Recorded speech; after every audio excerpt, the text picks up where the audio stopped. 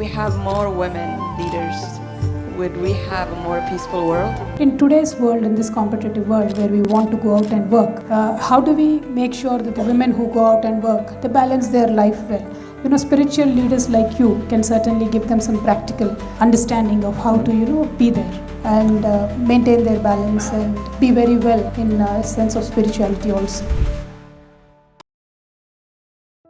I actually think that right now women have a big responsibility to lead a lot of the transformation that's happening around how we define success, how do we define work, because basically the world as it is now has been designed by men and it's not working. There are a few good men who are very necessary.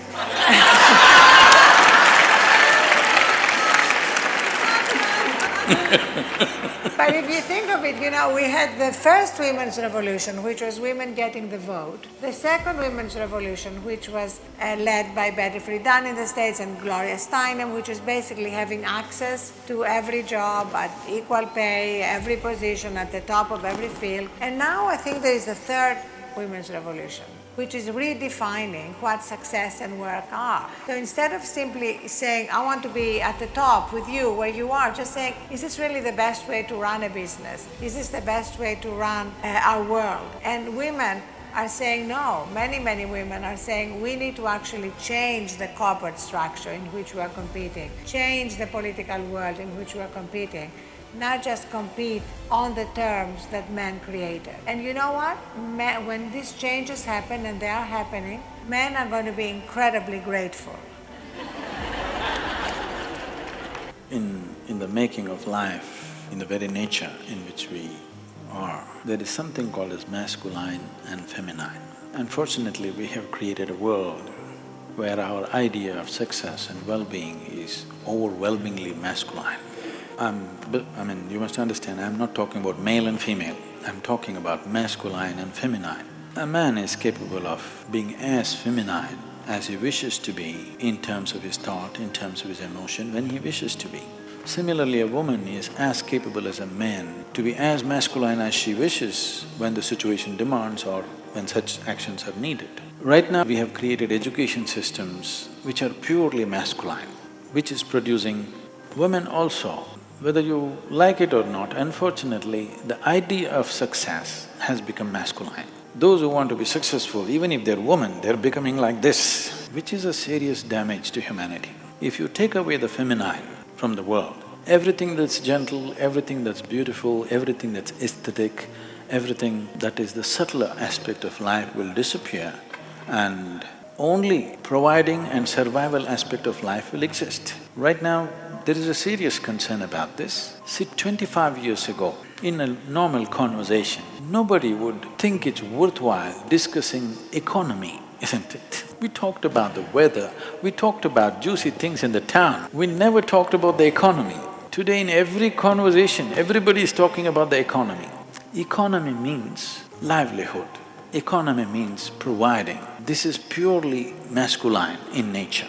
I'm not saying women cannot provide, I'm not meaning men and women, I'm talking about masculine and feminine.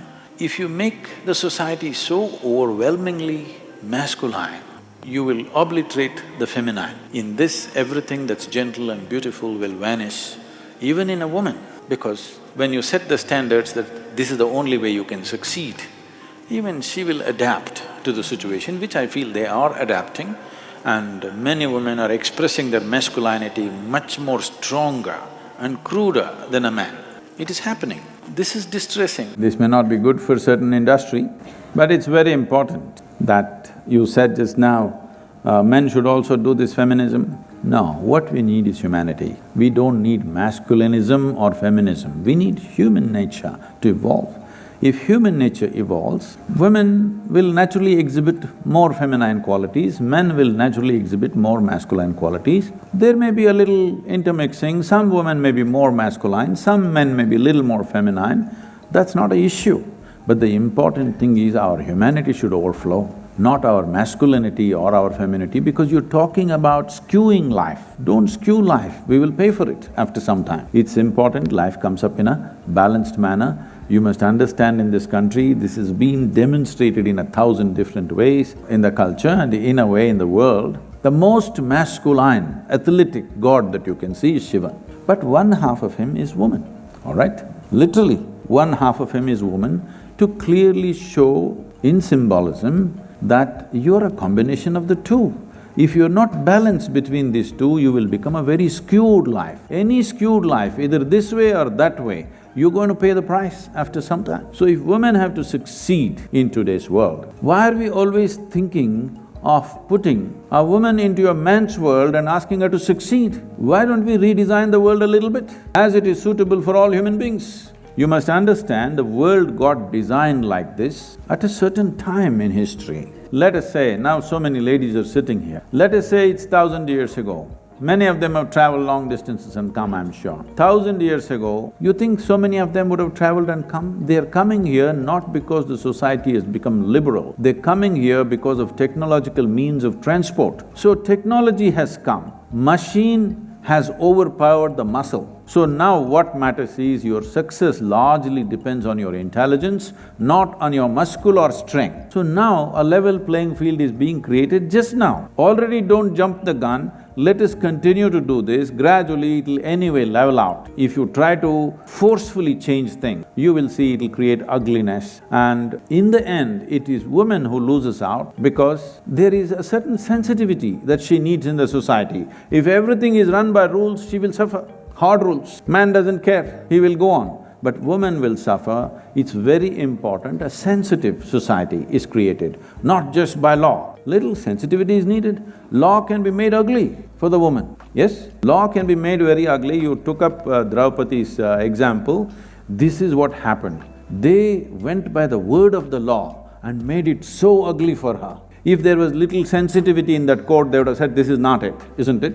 But they went on debating dharma, dharma, adharma, and they said, okay, this is the law, and they interpreted it in 1,000 different ways and made her go through the disgraceful situation. So we must understand this. If sensitivity has to come, it is important that we restructure the situation itself, rather than trying to put a round thing into a square hole. It doesn't work like that. If you do that, there will be friction, there will be unnecessary sufferings. Every generation will suffer like this. It's very important we restructure the workspaces because now so many women are beginning to go out and work. We need to change the external situation rather than women changing themselves like men and going out and being successful. We need to redesign the world, and that won't happen overnight. We need to pay attention to it. What is the requirement?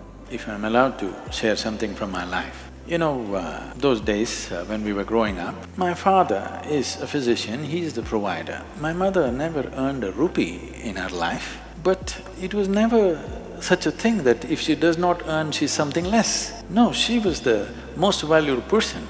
As a child, when I look back and see, with all due respect, when I look back and see in the way my life evolved, I could very easily live without my father, but I cannot imagine my life without my mother. She never earned anything, but that's not the point. Where the money came from didn't make a difference, but how it was done in the home was everything. I must tell you these simple things. She did everything in the house, from stitching to embroidering to cooking to everything, because she wouldn't want anybody else to do it for her husband and children. She wants to do it herself. If we travel somewhere, if we have to sleep, if she saw an empty pillowcase, when you travel somewhere else, there's just white pillowcases, she would say, how can children sleep on empty pillowcases? And she would pull out her needle and thread right there. In 5 minutes, she stitched a small little parrot or a flower. This little green parrot, I stared and I slept. It is so deep in my consciousness today, that little green parrot, because that sense of that caring, I think that little green parrot sank so deep into me, and in many ways who I am today is a manifestation of that little green parrot that she stitched on that pillowcase.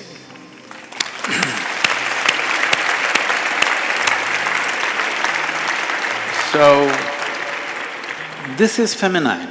I'm not saying everybody has to embroider, but I'm saying that sense of concern is feminine, and this needs to happen. In the system of yoga, when you know, the Hatha Yoga is a common word being used everywhere without knowing the meaning generally. Hatha means… Ha means sun, Ta means moon. That means balancing the masculine and the feminine within yourself. Only when these two things are properly balanced within you, you are a full-fledged human being, otherwise you're a lopsided human being. The Adi Yogi, who is the originator of yoga, Adi Yogi is symbolized as the ultimate symbol of man. And how he is symbolized is, all the images are, one half of him is woman, another half is man. He is the ultimate man, but one half is woman, another half is man. Because a true human being is an equal balance between masculine and feminine. And in workplaces, I don't see why gender should even be an issue. Why should you always look at somebody as a man or a woman? You can just look at them as a human being or as a piece of life.